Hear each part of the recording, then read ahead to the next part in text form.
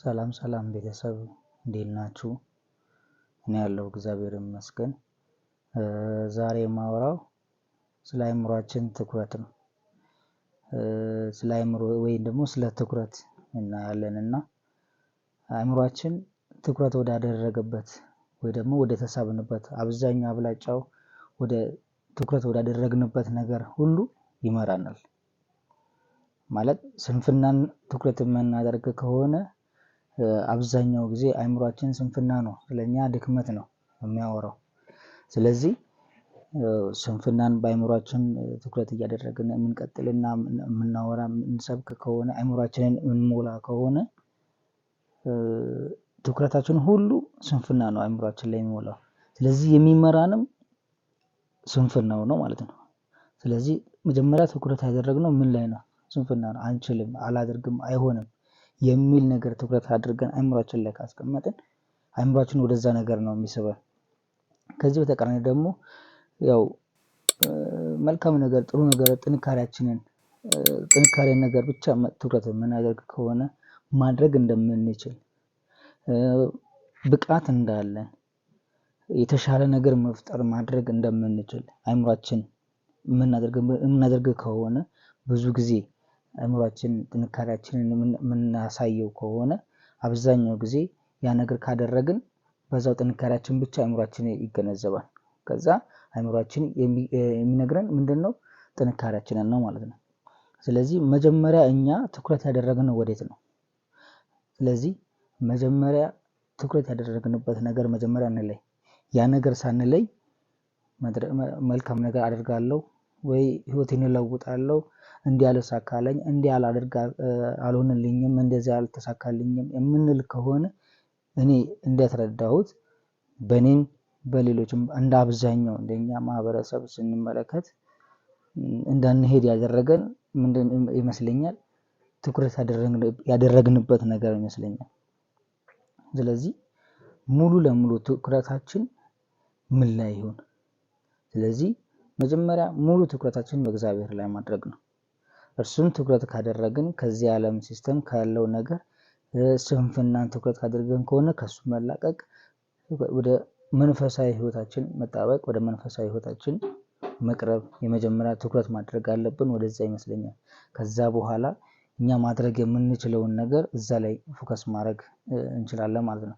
ያን ፎከስ የምናደርግበት ነገር ላይ የማድረግ የመፈጸም ብቃት ይኖረናል እና ስለዚህ አእምሯችን የሰጠነው ነው የትኩረት ያደረግንበት ነገር ነው ለኛም የሚነግረን።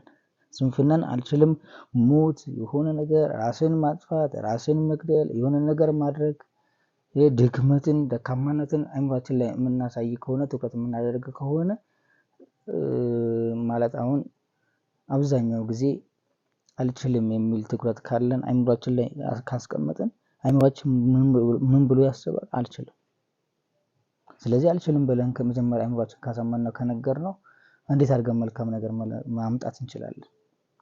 ስለዚህ ከዛ ካለንበት ነገር ወጥተን ወደ መልካሙ ነገር ትኩረት ማድረግ ይጠበቅብናል። ካለንበት ሰዎች ከሰጡን አንግል እኛም ካስቀመጥነው የራሳችን የሆነ ነገር ሌላ ነገር ሊሆን ይችላል ትኩረት ያደረግንበት ከዛ ነገር ማውጣት ወደ መልካም ነገር ህይወታችንን መቀየር ይጠበቅብናል። ስለዚህ ትኩረታችንን ወደ መልካም እንቀይረው ለማለት ነው። አመሰግናለሁ። ሌላው ስለ ትኩረት ስናወራ ወይ ደግሞ ስናስብ አሁን ከመንፈሳዊ አንፃር ስንመለከት አብዛኛው ጊዜ ትኩረት የምናደርገው ኃጢአትን ወይ ደግሞ ከእግዚአብሔር የሚለይ ነገር ትኩረት ካደረግን፣ ትኩረት ያላደረግንበት ነገር ከእግዚአብሔር አይለየንም።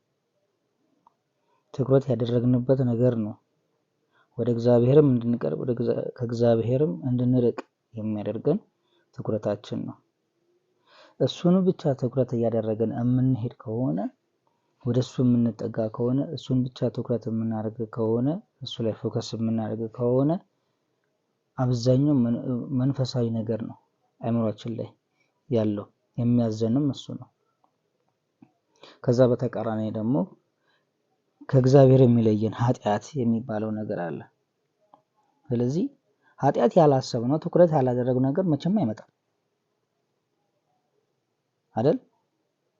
ትኩረት ስላደረግንበት ስላየነው ስለተመለከተነው ከዛ አይምሯችን አስቀመጥነው፣ ከዛ አብሰለሰልነው፣ ከዛ ትኩረት አደረግን። ያ ነገር ባደርገው እንደዚህ ባደርግ እንደዚህ ብል በዚህ ቦታ በዚህ ብገባ የሚል መልካም የሚመስል ነገር ወደ አይምሯችን ይመጣል። የምናየው ትኩረት የምናደርግበት ነገር ከዛ ከመንፈሳዊ ካለን ህይወት እንድንርቅ ያደርገናል። ግንስ ወደ መንፈሳዊ ነገር የምናስብ ከሆነ ትኩረት የምናደርግ ከሆነ ወደ ቤተክርስቲያን የምንሄድ ከሆነ መጽሐፍ ቅዱስን የምናነብ ከሆነ ጸሎት የምናደርግ ከሆነ ዝማሬዎችን የምንሰማ ከሆነ ትኩረታችን ሁሉ ወደዛ የሚሆን ከሆነ መልካም የሆነ ነገር ወደ አይምሯችን እያስቀመጥን ነው። ስለዚህ አይምሯችን መልካም የሆነ ነገር ትኩረት እያደረገ ነው። ግን በተቃራኒው ኃጢአት የሚባለው መልካም የሚመስል ግን ከእግዚአብሔር የሚለየው ነገር ትኩረት ካደረግን እኛን ከዛ ውስጥ ያወጣናል። ከዛ ከእግዚአብሔር ጋር እንድንጣላ እድል ይፈጥራል ማለት ነው። ስለዚህ ትኩረታችን አሁንም የምለው መልካም ነገር ላይ ብቻ ይሁን። ትኩረታችን መጥፎ ነገር ላይ ሆኖ እኛን ይዞን እንዳይጠፋ አንድ ነገር ሳናደርግ መልካም የሚባለውን ነገር ሳንፈጽም ሳናደርግ ህይወታችን፣ ጊዜያችን፣ እድሜያችን እንዳያልቅ እንጠንቀቅ እና መልካም የሚባለውን ነገር አይምሮአችን ላይ አስበን ወደ መሬት እናውርደው፣ ከዛም እንኑር። ስለዚህ ያላሰብነው ያላቀርነው ትኩረት ያላደረግንበት ነገር መሬት ላይ አይወርድም። ምክንያቱም ትኩረት ያደረግንበት ያሰብነው በልባችን በአይምሮአችን የተቀመጠ ነገር ብቻ ነው። ካፋችንም የሚወጣው መሬት ላይም ኖርማል በህይወታችን ስንኖር የሚገለጠውን ትኩረት ያደረግንበት ነገር ነው። ይብዛም ይነስም ጊዜም ይጠርም ይነስ ትኩረት ያደረግንበት ነገር አይደበቅም። የደበቅነው ሊመስል ይችላል፣ ልንሸፋፈን እንችላለን ትንሽ ጊዜ። ግን ትኩረት ያደረግንበት ነገር እሱ ነው የበለጠ ከፍ እያለ የሚመጣው።